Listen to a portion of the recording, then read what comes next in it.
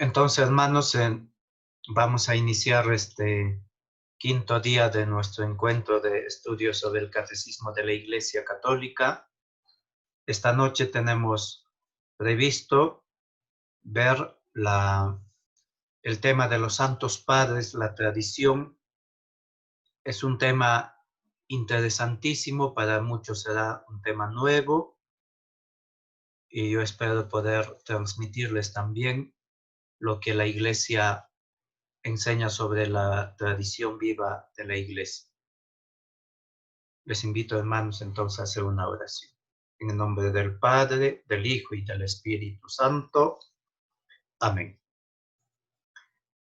En esta noche encomendémonos al Señor Jesús, de quien nos viene la vida, de quien nos viene toda gracia. Nos dirigimos a Dios con la oración que su Hijo Jesucristo nos ha enseñado. Padre nuestro que estás en el cielo, santificado sea tu nombre. Venga a nosotros tu reino. Hágase tu voluntad en la tierra como en el cielo. Danos hoy nuestro pan de cada día. Perdona nuestras ofensas, como también nosotros perdonamos a los que nos ofenden. No nos dejes caer en la tentación y líbranos del mal. Amén. En el nombre del Padre, del Hijo y del Espíritu Santo. Amén.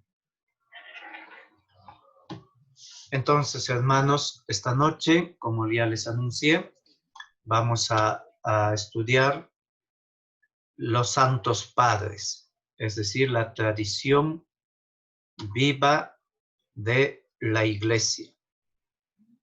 Esta noche lo hemos titulado así, los Santos Padres en el Catecismo de la Iglesia Católica. Los Santos Padres en el Catecismo de la Iglesia Católica. Si tendríamos que hacer una lluvia de ideas, tendría que preguntarles qué entienden ustedes por Santos Padres. En ese sentido, podríamos tener una idea de lo que ustedes entienden por padres de la Iglesia. Esta noche vamos a, después de una introducción que es un poquito extenso, vamos a hablar del enunciado tradición de la Iglesia como primer punto, segundo punto la expresión Santos Padres y tercer punto, que será un poco más breve, como para redundar y cerrar el uso de los Santos Padres en el Catecismo de la Iglesia Católica. San Pablo, y quiero comenzar con estos dos textos de Pablo de la primera carta a los Corintios.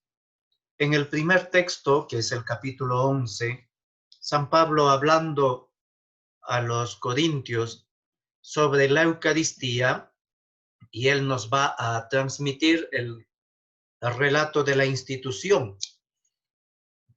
Ciertamente Pablo, cuando Jesucristo instituyó la Eucaristía, no estaba Pablo con Jesús. San Pablo no es uno de los 12 apóstoles. Pablo era un perseguidor, sabemos su conversión, sabemos cuál ha sido su trayectoria, ¿no? Realmente su currículum de Pablo no era entre los más devotos de Jesús, ni aquel que le ha escuchado, sino que es un perseguidor de la Iglesia. Entonces Pablo, cuando nos cuenta el relato de la institución de la Eucaristía, pues Pablo, ¿a quién le enseñó a Pablo? ¿De dónde lo aprendió?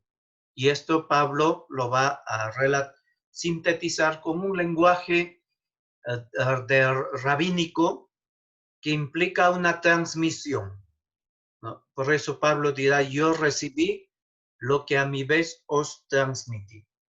Yo recibí del Señor. Aquí hay todavía para poder profundizar por qué dice del Señor. Pero quedémonos con que Pablo ha recibido lo que os transmití, que el Señor Jesús, la noche en que era entregado, tomó pan, dando gracias, lo partió y dijo, este es mi cuerpo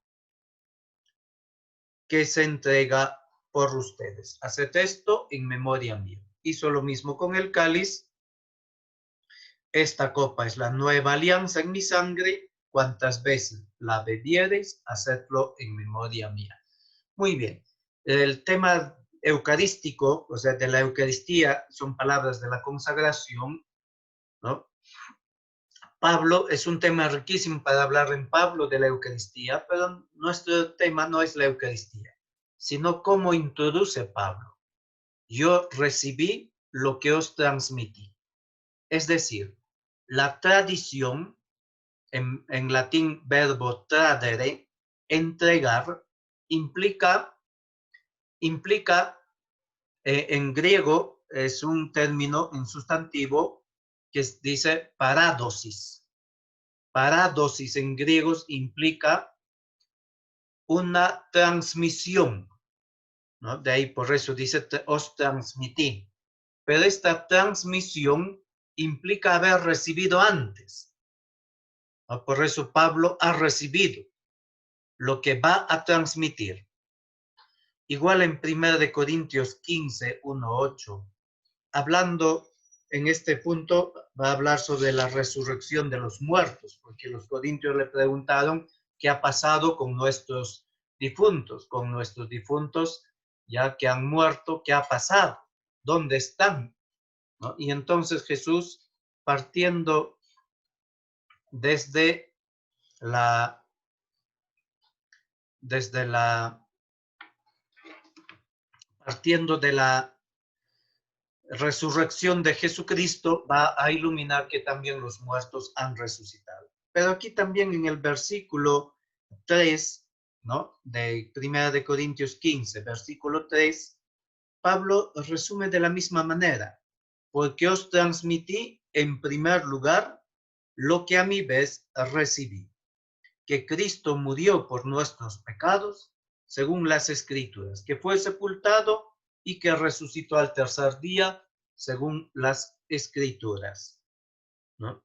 Que luego que se apareció a Cefas y luego a los 12, después se apareció a más de 500 hermanos a la vez. Bien, entonces, estamos en la misma situación que Corintios 11, de que Pablo habla de que ha recibido. ¿De quién ha recibido?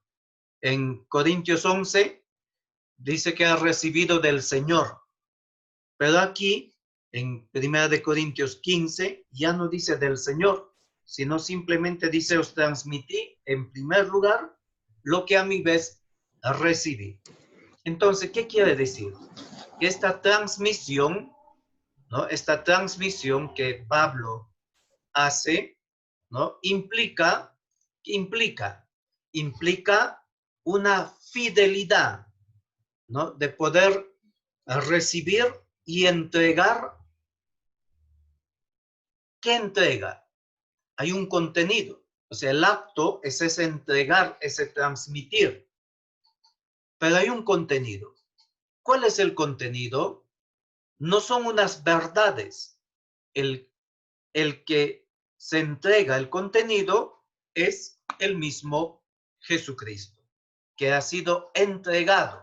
Jesucristo ha sido entregado a la muerte por nuestros pecados. Entonces, esta tradición, el contenido es Cristo mismo. Por eso, la tradición, el acto de la transmisión, implica estos dos aspectos: recibir y entregar, es decir, recibir y transmitir. ¿Cómo se transmite? En fidelidad a lo recibido. Por tanto, ¿no? Estos dos textos de Pablo pues nos van a centrar poco a poco, ¿no? Y luego iremos entendiendo mejor qué significa esta tradición. Dicho esto, quisiera decir algunos puntos, porque el título de esta noche, los santos padres en el catecismo de la Iglesia Católica. Hablar de los padres de la Iglesia es hablar de la paternidad. Es una paternidad espiritual, pero es real, que los padres, valga la redundancia, han ejercido en la instrucción de la fe durante los primeros 8 siglos. Entonces hay una paternidad, ¿no? Así como un docente pues ejerce una cierta paternidad, los padres de la Iglesia en la instrucción de la fe han ejercido una paternidad espiritual y real. Esta paternidad en la instrucción de la fe pues lleva a atribuir este calificativo de padre a quienes. ¿Quiénes son llamados padres? Son los apóstoles, así como se llama a los próceres padres de la Iglesia, pues también los apóstoles, perdón, los padres de una patria, también se llama padre en la Iglesia a los apóstoles de Cristo. A los obispos de la Iglesia, como dice San Ireneo, que son los que nos han engendrado para el Evangelio. Entonces ya son los apóstoles, los obispos de la Iglesia, también son padres los obispos reunidos en el concilio, como en este caso los obispos que estaban en el concilio de Nicea, los obispos particulares. También se le va a llamar padres a simples presbíteros, como San Jerónimo, ¿no?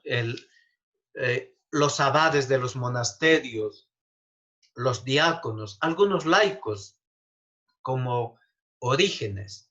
Orígenes era un laico que ha escrito mucho, un gran catequista, ¿no?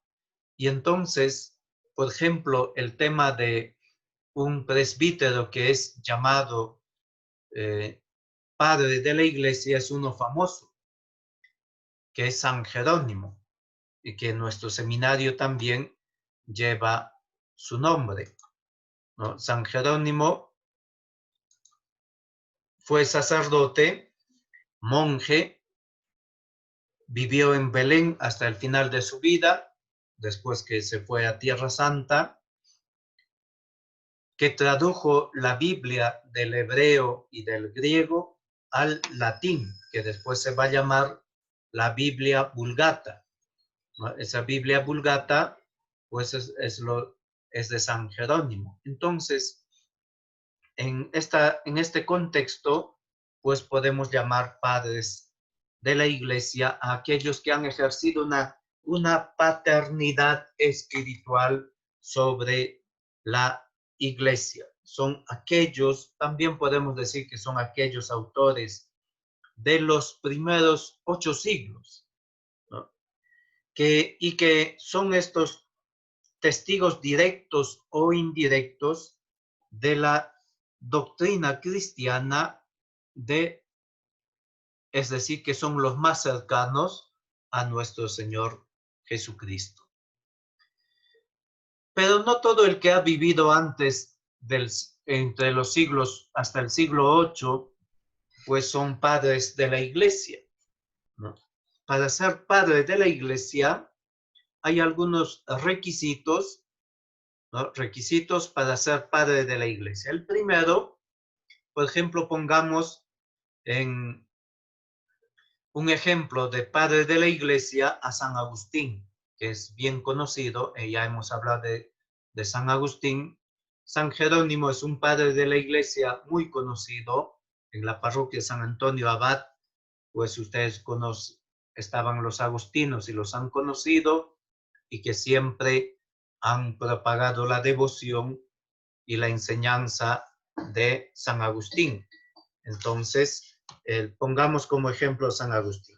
San Agustín, si aplicamos, reúne estos 4 4 puntos o requisitos para ser padre de la iglesia, pues realmente sí.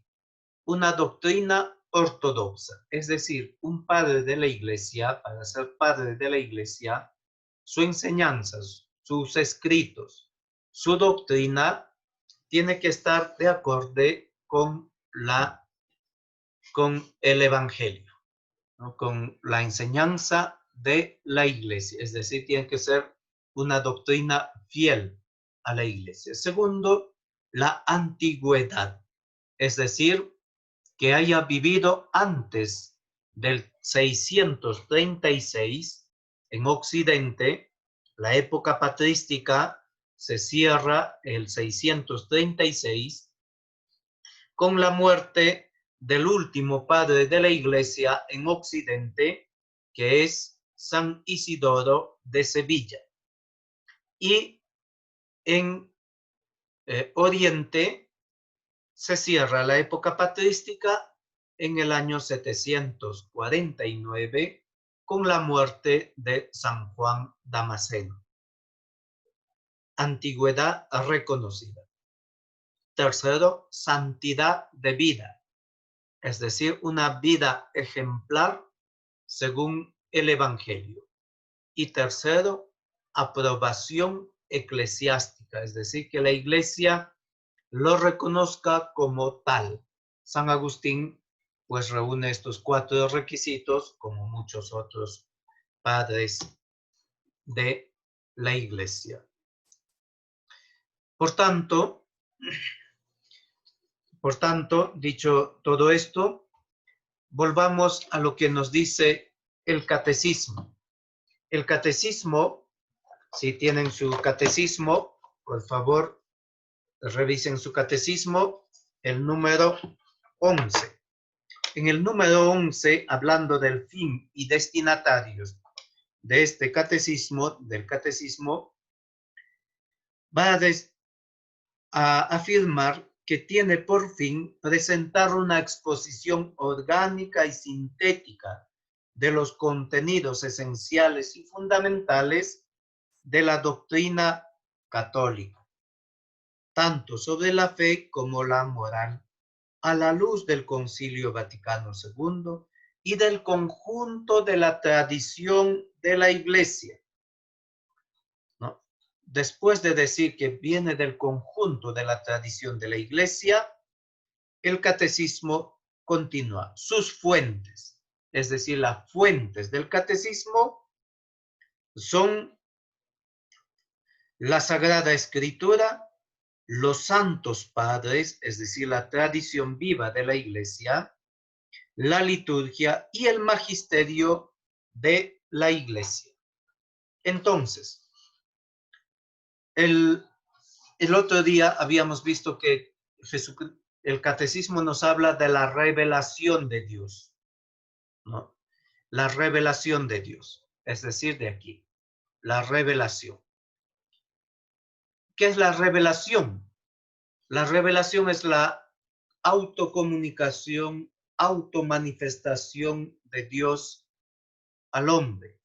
Decía el catecismo número 50 que hay una posibilidad de conocer a Dios por la razón, pero esta posibilidad es limitada. Solo podemos conocer algunos atributos divinos.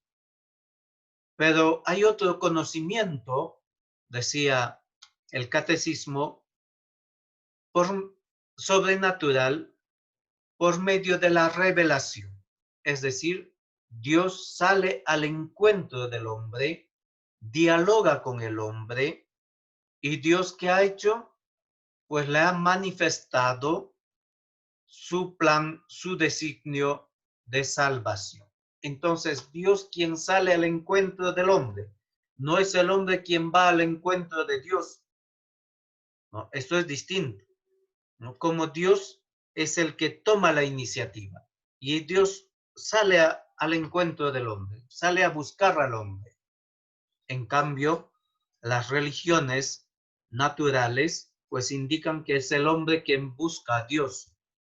Bien, entonces dicho esto, la revelación, es decir, y Jesucristo lleva a plenitud la revelación.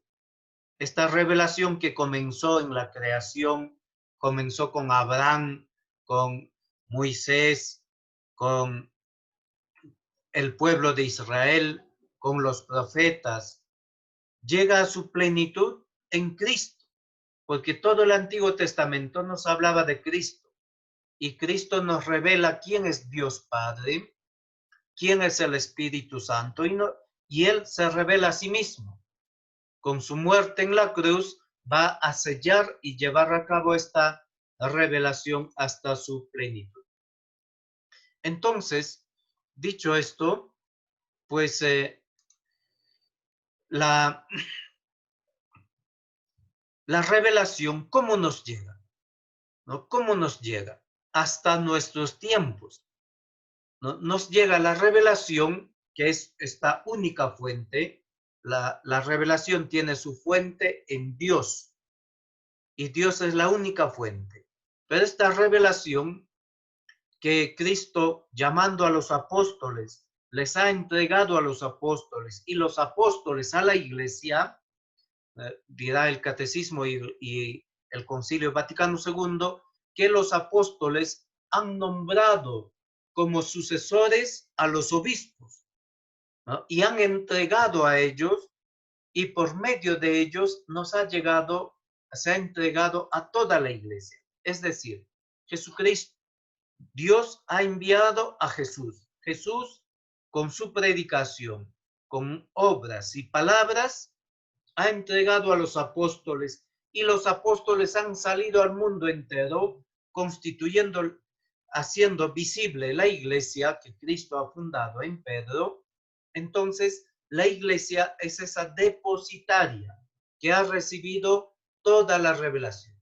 Pero esta revelación, este plan de Dios, ¿cómo nos ha llegado? Nos ha llegado de modo escrito. Parte de esta revelación, que es palabra de Dios, se ha puesto por escrito. Parte, por eso está la Sagrada Escritura. Es decir, que no todo lo que Dios ha dicho, no todo lo que Jesucristo ha predicado, pues está en la Escritura, sino es parte. Y una parte, es decir, esta revelación ha tomado dos caminos para llegar a nuestro tiempo: de modo escrito por la Escritura y de modo oral por la tradición viva de la Iglesia. Por eso podemos llamar a la tradición.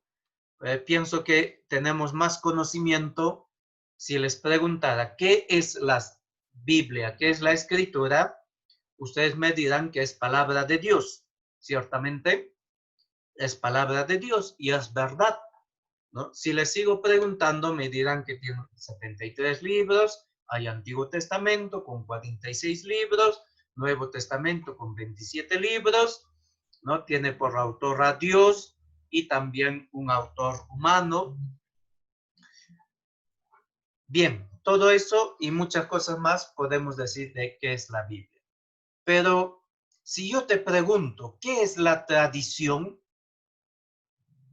¿No? Si yo te pregunto, ¿qué es la tradición? ¿Cuántas cosas me podrás decir? ¿No? ¿Muchas o pocas? ¿No? Yo les invitaría a ir escribiendo en el chat, ¿no? Para que ustedes puedan ir escribiendo. Y la pregunta es, ¿no? ¿La tradición es palabra de Dios o no es palabra de Dios? La Biblia es palabra de Dios, en eso estamos de acuerdo. La palabra de Dios es sinónimo de Biblia. ¿La Biblia agota toda la palabra de Dios? No. La respuesta es que la Biblia es palabra de Dios, pero la Biblia no agota la palabra de Dios, porque la palabra de Dios es más amplia, más rica, ¿no? Por tanto, ¿no? La, Por tanto, la Biblia no puede agotar la palabra de Dios. Entonces, la tradición, ¿es palabra de Dios o no es palabra de Dios? La tradición oral. Esta tradición oral, ciertamente, ¿ah? ¿De dónde viene? ¿De dónde nos viene? Pues hemos dicho, la única fuente es Dios. Por tanto, me alegra que me estén siguiendo, ¿no? Estoy viendo también los comentarios. Sí, es palabra, solo que no está escrita en la Biblia, ¿no? Por eso es oral, ¿no?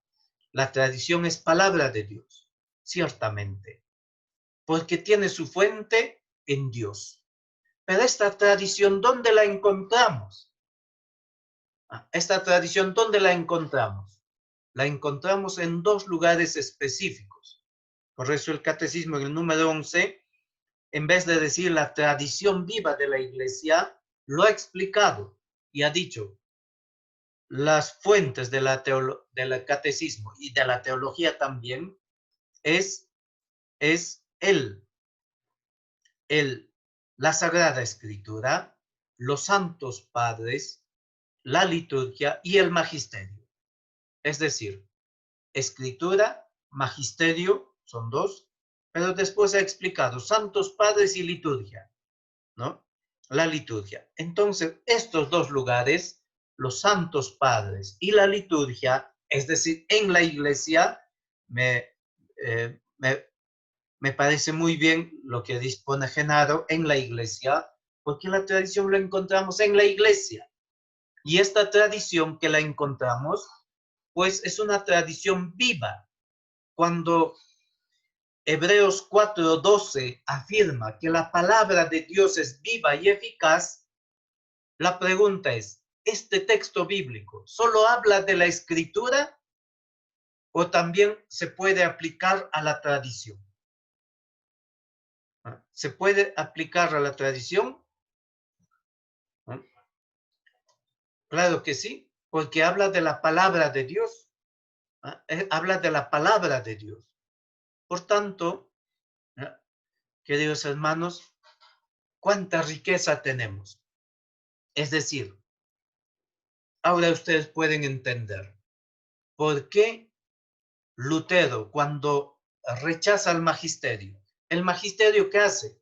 El magisterio lo que hace es interpretar la palabra de Dios de modo autorizado. Es decir, no solo la escritura, sino también la tradición de la iglesia, porque esta tradición de la iglesia, como su nombre dice, se transmite por ministerio de la iglesia, ¿no? Por ministerio de la iglesia.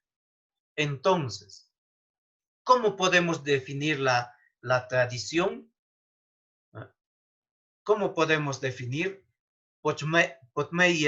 Pottmeyer decía que la tradición entendida teológicamente, ¿no? Es una autotransmisión de la palabra de Dios, porque la tradición es palabra de Dios. Pero esta autotransmisión de la palabra de Dios se da por primero en virtud del Espíritu Santo, es decir, en virtud del Espíritu Santo. Es el Espíritu Santo, Jesucristo nos ha dicho, que les llevará a la verdad plena en virtud del Espíritu Santo. Por el ministerio de la iglesia, tercer punto, por el ministerio de la iglesia para la salvación de todos los hombres. Entonces, en esta definición, en esta autotransmisión de la palabra de Dios, hay un aspecto cristológico, porque hemos dicho que en la tradición, en ese entregar, lo que se recibe es Cristo mismo. No son una serie de verdades, no son un libro como si fuera la filosofía de Aristóteles. ¿Qué tengo que hacer para transmitir la filosofía de Aristóteles? Aprenderlo bien y transmitirlo fielmente. Y en eso basta. Pero la revelación no basta aprenderlo, hay que hacerlo vida. Por eso los padres de la iglesia son estos testigos, son testigos, su vida misma es el lugar donde Dios se hace presente, donde es su vida misma, es el lugar donde esta revelación se hace vida, ¿no? Entonces, hermanos, hay un aspecto cristológico, luego eclesiológico. Es muy importante el ministerio de la iglesia, el servicio que la iglesia presta a la revelación, tanto escrito como oral, ¿no? Que es palabra de Dios, en esta recta interpretación. Por eso, cuando veíamos el lunes de cómo interpretar la Biblia, ¿se acuerdan que decía uno de los puntos? Era el segundo punto, según la tradición viva de la iglesia, ¿no? Entonces, la escritura y tradición no son paralelos, porque si son paralelos jamás se encuentran. Los escritura y tradición son dos caminos, modos no paralelos, sino mutuamente relacionados. Y de hecho, que la escritura también implica la tradición. Bien, dicho esto, luego está el aspecto, ¿no? Por el ministerio de la iglesia. En virtud del Espíritu Santo, es decir, en la tradición está la asistencia del Espíritu Santo, que es lo neumatológico, y el escatológico para la salvación de todos los hombres. Muy bien. Yo espero que me haya explicado bien y les haya explicado un poquito amplio, por eso decía. Ahora bien, antes del Vaticano II, después del Concilio de Trento, a raíz de la teología apologética, aparece una tendencia a decir que en plural, hablar de las fuentes de la revelación. Es decir, este triángulo que tenemos, Dios como fuente de la revelación y que la revelación nos llega por dos caminos mutuamente relacionados, la escritura y la tradición, se había invertido y de tal modo que las fuentes de la revelación, se hablaba así, de fontibus revelationis, de las fuentes de la revelación, ¿no? Y se decía entonces que escritura y tradición eran las fuentes de la revelación. Esa es una manera que era de concebir que en el fondo, pues no es exacta ni lo más correcto, ¿no? Por eso el Concilio Vaticano II, el esquema de la Dei Verbum, pues rechazó de inmediato, porque los santos padres jamás han hablado de dos fuentes de la revelación. La única fuente de la revelación es Dios. Por tanto, si escuchan hablar a algún sacerdote, digo a algún sacerdote porque a eso nos enseña la iglesia, hablar de dos fuentes o en plural las fuentes de la revelación, sepas que es una teología de antes del Vaticano II que ya ha sido superada con el Vaticano II. Bien, entonces, ya la iglesia jamás, después de Vaticano II, pues lo que ha hecho es volver a los santos padres, volver a las raíces, cómo se ha concebido al inicio, cuando entró esta manera de ver en plural de las fuentes de la revelación que realmente, pues los teólogos sabemos que viene después del Concilio de Trento. Entonces, ¿qué relación hay entre escritura y tradición? Pues tienen una triple relación, podemos encontrar. Por ejemplo, la escritura y la tradición, ambas tienen su origen ¿dónde? En Dios. El origen es Dios. El contenido, ¿qué contiene la escritura? Palabra de Dios. ¿Qué contiene la tradición? Palabra de Dios. Del mismo modo, ¿no? A cada uno a su modo. El fin. ¿Cuál es el fin que busca la Escritura? ¿Para qué han sido escritas todo lo que está en la Biblia? ¿No? Para tener la vida eterna, para poder llegar a la salvación. Entonces, ¿no? Y la tradición, como hemos definido, ¿no? También se transmite para la salvación de todos los hombres. Por tanto, hay una relación, por eso están mutuamente compenetrados. ¿No? Compenetrados. Dicho esto, les he anunciado que iba a hacer una introducción un poco más amplia para poder entendernos, ¿no? Para poder entendernos y para poder también entender lo que vamos a ver enseguida. El Catecismo de la Iglesia Católica en los números 75 al 79 hablando de la transmisión de la revelación, va a hablar de la tradición apostólica, ¿no? Hablando de esa transmisión de la revelación, ¿no? ¿No? Va a hablar, ¿no? de esa transmisión de la tradición apostólica. Cristo nuestro Señor, dice el número 75, en quien alcanza la plenitud, su plenitud, toda revelación de Dios, mandó a los apóstoles a predicar a todos los hombres el Evangelio como fuente de toda verdad salvadora y de toda norma de conducta. Y de ese modo comunicó los bienes, ¿no? Los bienes divinos, el evangelio prometido por los profetas que él mismo cumplió y promulgó, ¿no? Entonces, dicho esto, pues el catecismo con el número 75, que hace una introducción, va a decir, nos va a enseñar que la predicación apostólica, esto es el agente, el contenido, digámoslo así, la predicación apostólica, pues no han predicado, como San Pablo nos ha dicho, lo que recibí os he transmitido.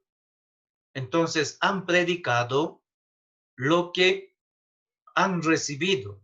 En Mateo 28, 18, 20, Jesús les manda de misión, ya resucitado antes de subir al cielo, y les dice, id al mundo entero, ¿no? Y enseñad a ser discípulos, ¿no? Bautizándolos en el nombre del Padre y enseñándoles en el nombre del Padre, del Hijo y del Espíritu Santo, y enseñándoles a guardar todo lo que yo os he mandado.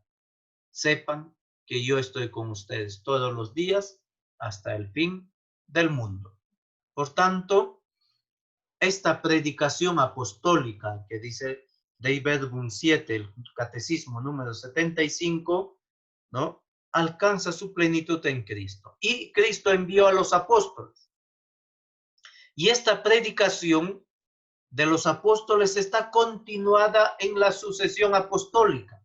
¿Cuál es la sucesión apostólica? Los obispos, ¿no? Los obispos que Cristo los llamó, instituyó 12 a modo de colegio, como un colegio episcopal. Por eso actualmente se llama a los obispos el colegio episcopal, es decir, el colegio episcopal son todos los obispos del mundo con el Papa su cabeza, porque de este colegio episcopal Cristo puso como cabeza a Pedro.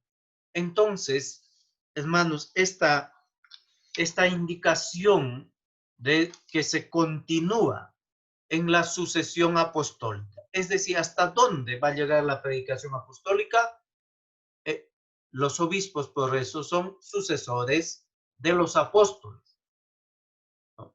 Por eso los obispos reunidos o también dispersos por el mundo, pero que enseñen la verdad unidos a su cabeza, el Papa, pues son infalibles. Al Papa se le dice vicario de Cristo, ¿no? También el obispo Monseñor Javier en Arequipa, para Arequipa, en su sede, pues es vicario de Cristo. No es vicario del Papa, ¿no? El Papa lo nombra ciertamente, pero es vicario de Cristo. La relación con el Papa de los obispos tienen sentido de este colegio, que implica una obediencia, implica comunión, todo eso, ¿no? Pero al ser sucesor de los apóstoles, hace presente a Cristo en la arquidiócesis para nosotros. De ahí que es importante, ¿no?, la predicación del obispo, las indicaciones del obispo, las orientaciones del obispo, por ejemplo, para las catequesis de confirmación. Entonces, hermanos, esta predicación implica el contenido, ¿no? Ese depósito de la fe, el depósito de la fe, que se continuará en la sucesión apostólica. Es decir, el magisterio de la Iglesia tiene esta misión de custodiar, transmitir fielmente, de modo íntegro, el depósito de la fe. El magisterio también tiene la misión de interpretar de modo autorizado, ¿no?, este depósito de la fe. Y esto es lo que ha hecho el magisterio, la Iglesia, ¿no?, dándonos el catecismo de la Iglesia Católica. Porque el catecismo nos presenta de modo orgánico, sistemático, pedagógico, catequético, el contenido, este depósito de la fe. Entonces, queridos hermanos, ¿no?, si avanzamos un poquito al número 78, el número 78 va a continuar de esta transmisión viva. Es decir, la tradición no es un resto arqueológico, estático, algo seco, pasado de moda. No, sino, hermanos, sino la tradición es algo vivo.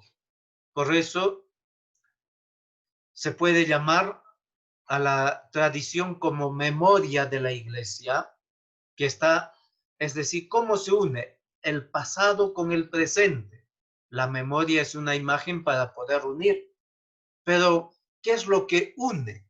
¿Y qué es lo que hace viva? Es el Espíritu Santo.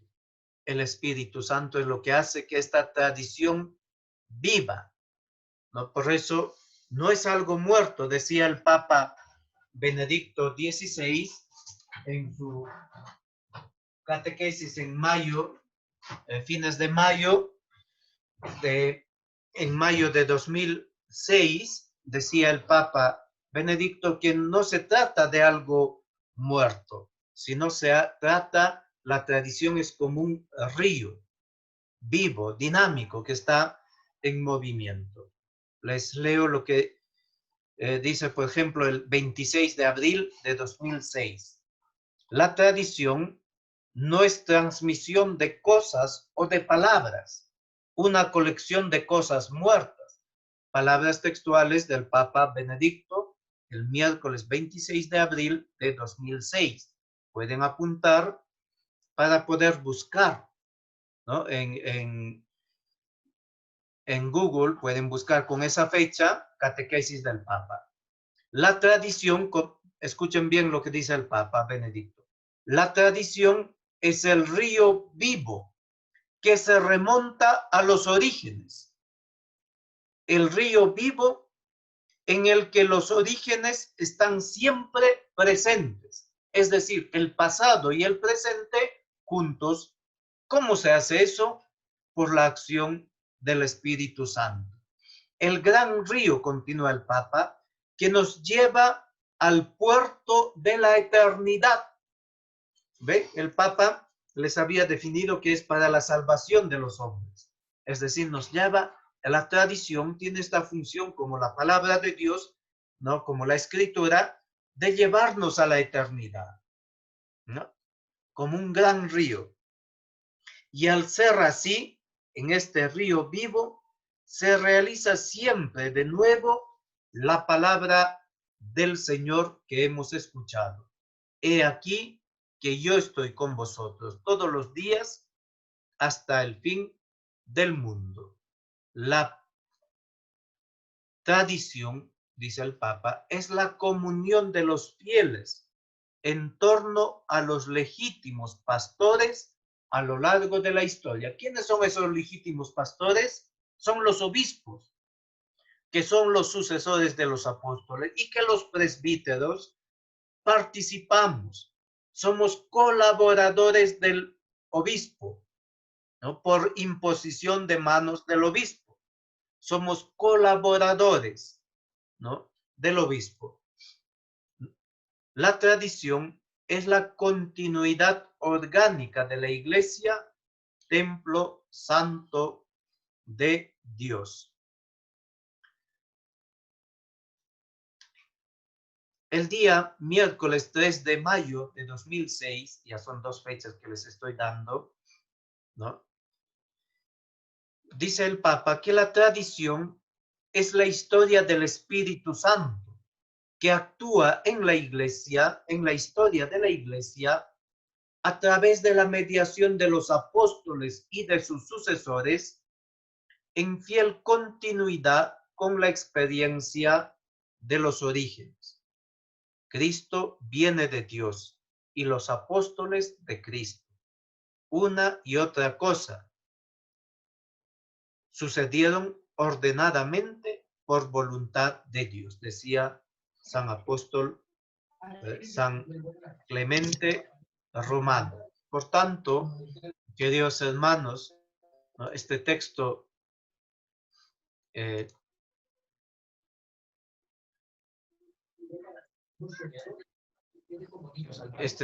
del Catecismo número 78, pues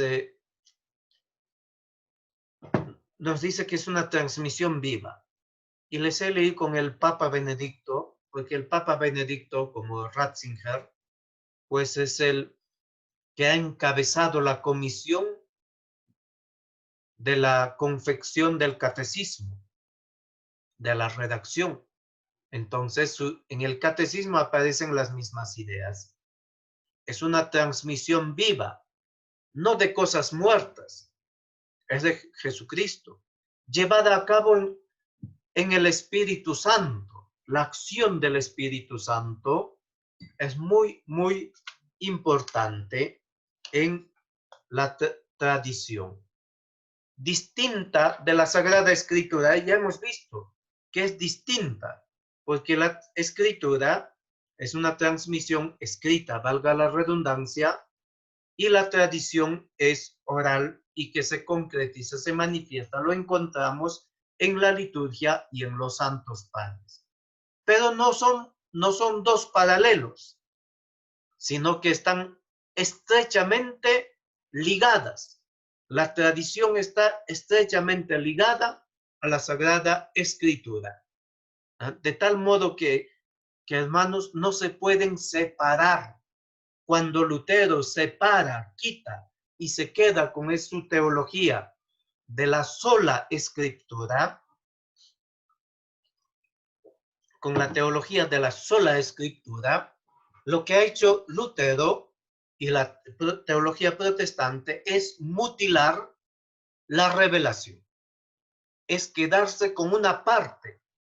De ahí, ¿no? Lutero puede hacer, digámoslo así coloquialmente, lo que le da la gana, con su interpretación libre, con su sola fides, que solo la fe fiducial, confianza, es el que salva, ¿no? Y así sucesivamente, ¿no? Pero sin embargo, si esta noche yo espero que puedan salir convencidos de que no solo es la escritura, sino también la tradición, es decir, los santos padres, la liturgia antigua, y de ahí siempre que la iglesia ha incentivado que se estudie a los padres de la iglesia, ¿no? Por tanto, podemos leer, para resumir, el Catecismo número 78. Esta transmisión viva, llevada a cabo en el Espíritu Santo, es llamada tradición en cuanto distinta de la Sagrada Escritura, aunque estrechamente ligada a ella. Por ella, la Iglesia, con su enseñanza, su vida, su culto, conserva y transmite a todas las edades lo que es y lo que cree. Entonces, ¿cómo transmite? ¿Cómo se actualiza en cada generación? Por el Espíritu Santo. ¿De qué modo? Por la enseñanza, la vida y el culto. ¿Qué es lo que transmite la Iglesia? No dice unas verdades doctrinales, sino dice todo lo que es la Iglesia y lo que cree, lo que vive.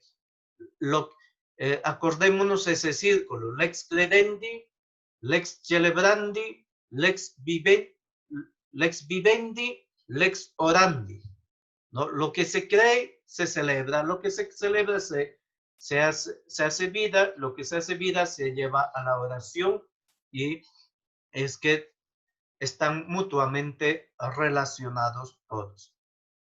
Las palabras de los santos padres atestiguan la presencia viva de esta tradición. Sigo leyendo el Catecismo número 78, que cita a Dei Verbum 8.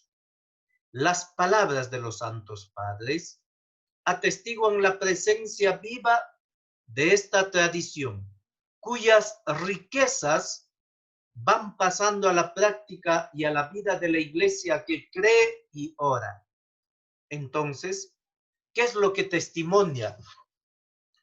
¿Cuál es el testimonio de la tradición? Los santos padres. Segundo punto, la expresión santos padres en el catecismo.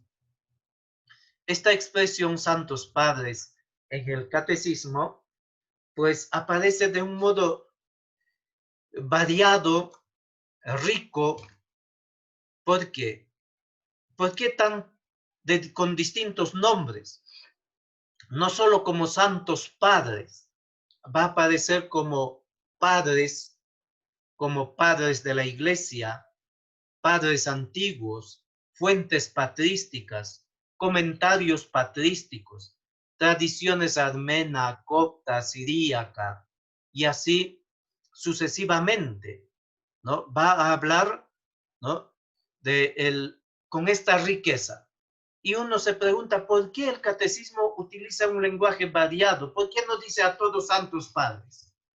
Porque la riqueza que tiene la tradición no puede ser reducido a un solo nombre. Es por eso, cada nombre, pues indica un aspecto de esta gran riqueza, de esta gran fuente de la tradición de la iglesia. Por eso hay que tener en cuenta dos aspectos, dos términos, que es patrología. La patrología. ¿Qué quiere decir patrología? Patrología es un nombre técnico que indica el estudio histórico literario de los padres de la iglesia. Por ejemplo, aquí tengo un manual que se titula Patrología, ¿no? La patrología.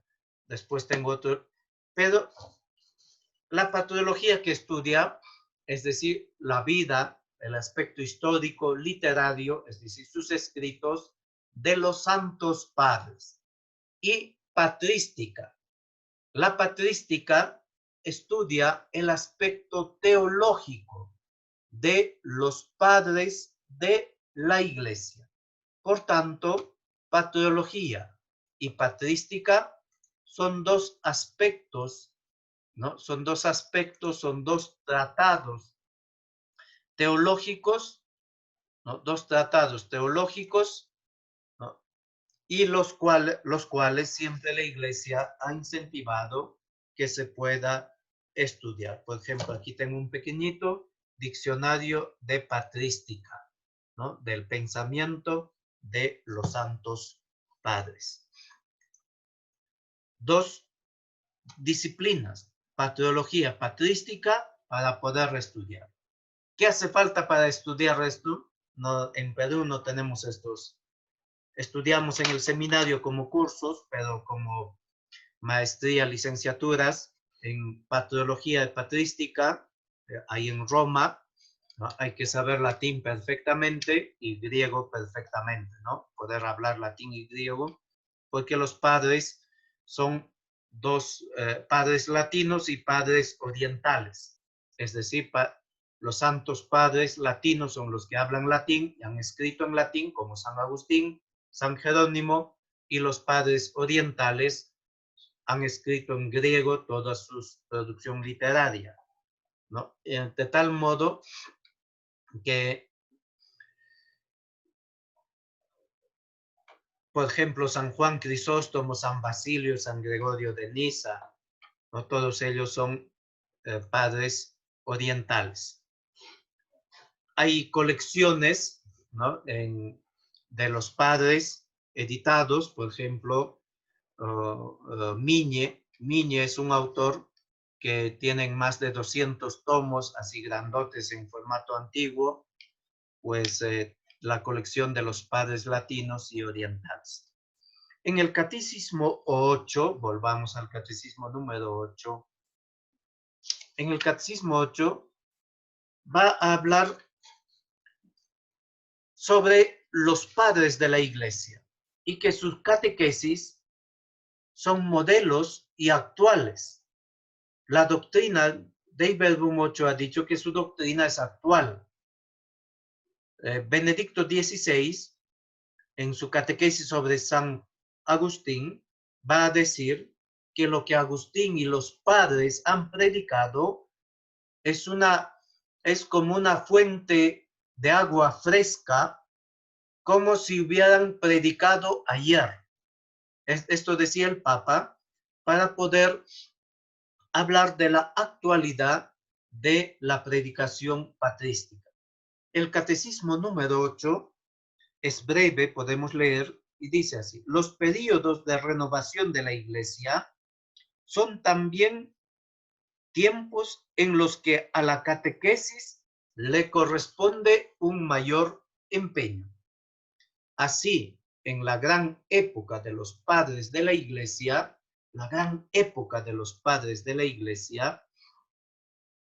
vemos a santos obispos consagrar una parte importante de su ministerio a la catequesis. Por ejemplo, San Agustín. Hay otro, San Cirilo de Jerusalén.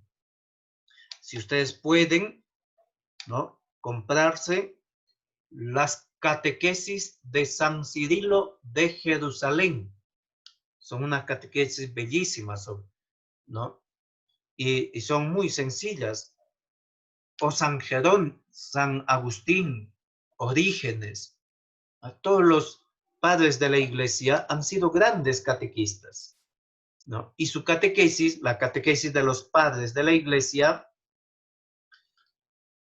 parten de la Biblia, es decir, tiene un contexto bíblico, dogmático, porque también enseñan, partiendo de la Biblia, la doctrina de la Iglesia, pero también tiene un aspecto espiritual, moral, es decir, que llaman a la conversión, al cambio de vida.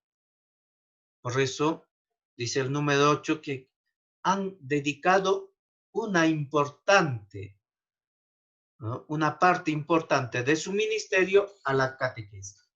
Es la época de San Cirilo de Jerusalén y de San Juan Crisóstomo, de San Ambrosio y de San Agustín. y de muchos otros padres cuyas obras catequéticas siguen siendo modelos. ¿Ve? Siguen siendo modelos las obras de los padres de la iglesia para la catequesis. Les he comentado, San Agustín tiene un libro, De Catechizandis Rudibus. El diácono Quod Buldeus, así se llama, Quod Buldeus, es un nombre junto pero separado, serían tres palabras, Quod Buldeus, lo que Dios quiera, significa eso, lo que Dios quiera. Este diácono de Cartago, ¿no? Que su obispo le había asignado la tarea de dar catequesis a sus fieles, ¿no? Para prepararlos para el bautismo, le escribe una carta a San Agustín preguntándole cómo poder catequizar a los adultos, a los rudos. Los rudos son gente, no quiere decir ignorante, sino son adultos que vienen del campo, ¿no? Que son cómo poder transmitirlos a ellos. Estamos hablando de una época donde la mayoría no sabe leer, ¿no? Entonces, ¿cómo catequizar? Entonces Agustín escribe este libro De Catechizandis Rudibus, ¿no? Y en este libro es como un manual de catequesis. Les recomiendo que lo puedan leer, pueden buscar en internet, está también el texto, que lo puedan leer. Menciona el catecismo a 4 obispos, no por orden de importancia, sino en orden cronológico.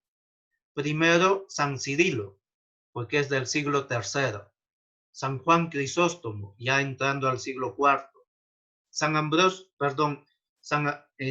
Juan Crisóstomo del siglo IV. San Ambrosio también, fines del siglo IV, y Agustín entre siglo IV y la primera mitad del siglo V, ¿no? Entonces, expresamente manifiesta 4 obispos.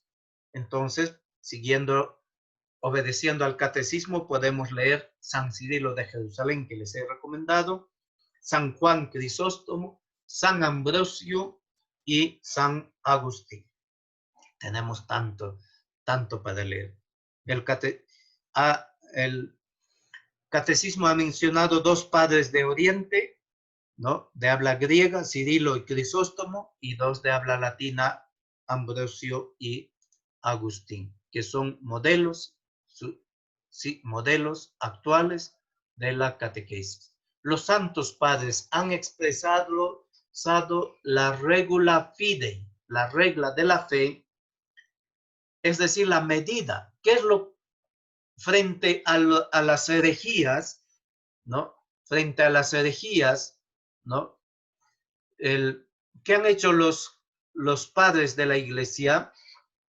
¿Cómo reconocer, cómo mantenerse fiel a la iglesia? Es por medio de esta regla de fe. La regla indica una medida, ¿no? Y de acuerdo a que se ajuste o no se ajuste a esta medida, ¿no? ¿Y cuál es la medida? La regla básica, creer en Dios Padre, en Dios Hijo, en Dios Espíritu Santo. Y en esa regla de fe nacen los símbolos, los credos. Ahí comienzan a nacer, ¿no? Por ejemplo, Marción, un gnóstico. ¿Qué es lo que comenzó a negar?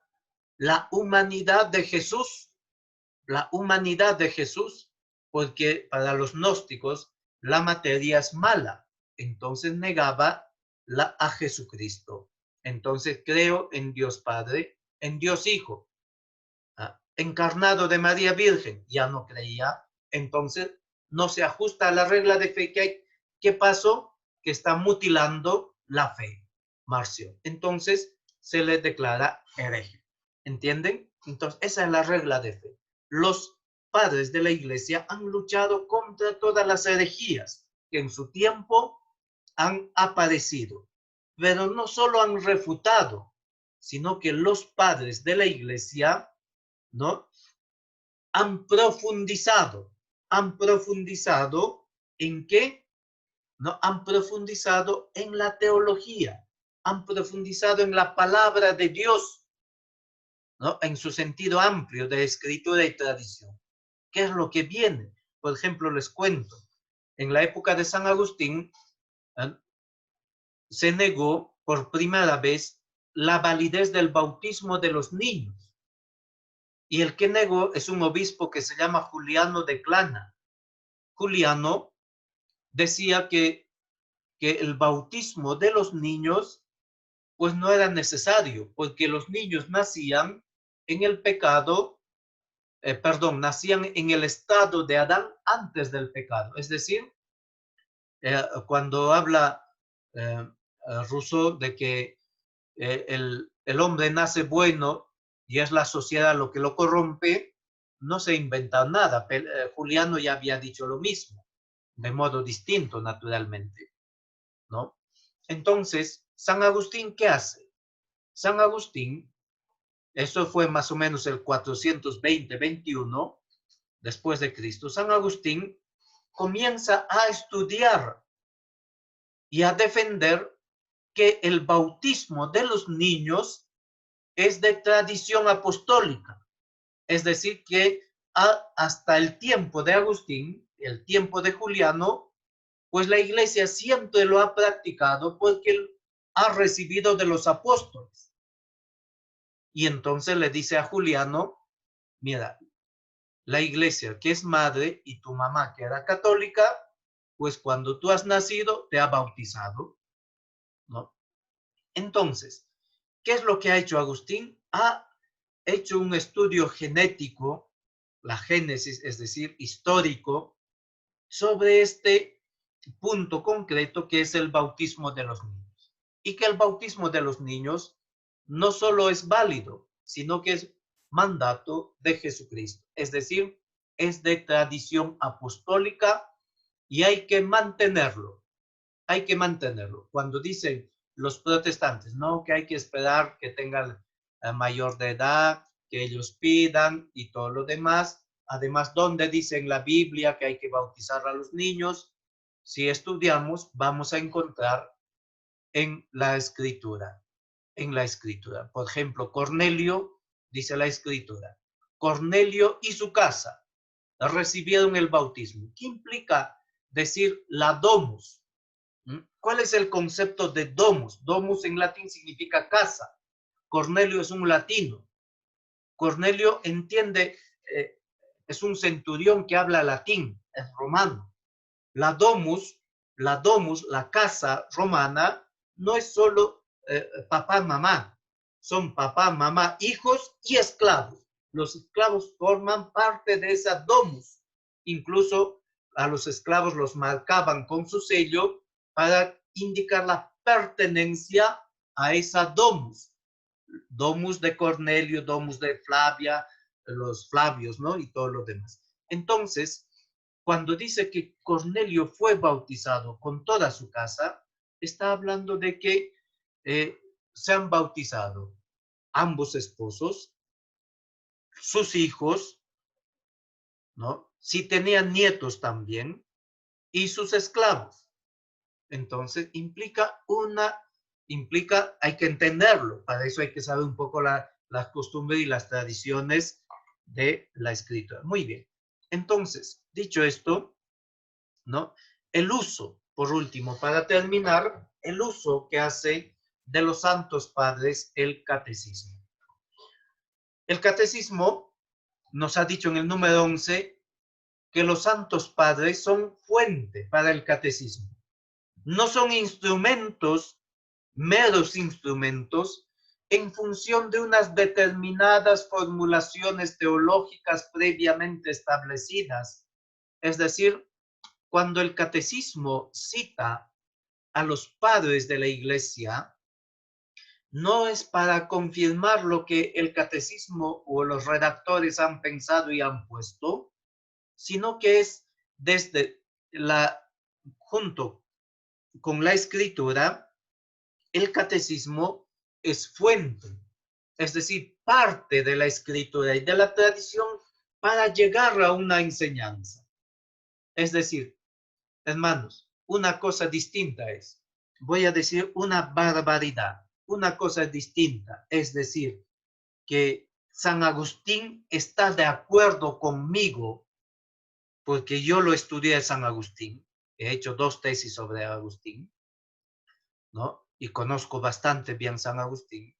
Entonces, agarrar un texto y decir que Agustín está de acuerdo conmigo, eso sería una soberbia, ¿no? Una necedad por mi parte, sino que lo que yo tengo que hacer es buscar y partir en qué es, cómo ha pensado y enseñado Agustín, y desde ahí partir desde Agustín. No servirme de Agustín para confirmar una idea mía, sirviéndome de Agustín, con su autoridad de Agustín, sino partir de Agustín para poder abrir ese camino hacia donde ha ido o ha querido ir Agustín. Igual, hermanos, si ustedes se dan cuenta, a veces esto que estoy diciendo, esta que les he puesto, que no son instrumentos en función de una determinada formulación teológica, ¿no? Si ustedes se dan cuenta, hermanos, y yo espero que se den cuenta, y de ahí la importancia también de poder estudiar los santos padres, no para juzgar a sus párrocos, no para decir sino, hermanos, para ver qué renovación nos ha traído el Vaticano II. ¿Cuál es la riqueza grande del Vaticano II? Y los papas siguientes pues han llevado a cabo la aplicación en la teología, en la catequesis. Es decir, no cito en la catequesis, ¿no? Para decir, también ellos, por ejemplo, ellos me ayudan a dar mayor argumento. No, sino parto de ahí. ¿Qué es lo que enseñaron ellos para poder llegar a la actualidad? ¿No? ¿Cómo? La historia de la teología. Esa riqueza de la historia de la iglesia, pues es muy importante, muy importante.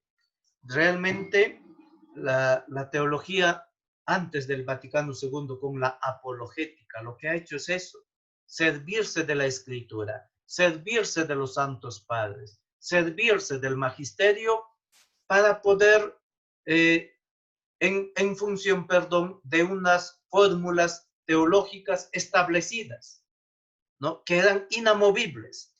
Y entonces eso había que defender sirviéndome de la escritura, sirviéndome de la tradición, pero no se estudiaba la escritura de la tradición.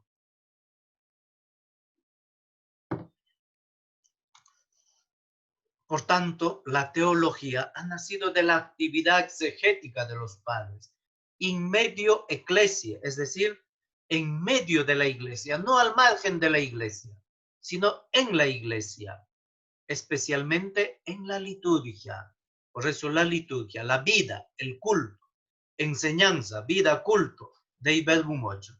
Ellos constituyen la misma vida de la iglesia. Para terminar, dos datos. El catecismo cita más veces a los padres de la iglesia que el mismo Vaticano II.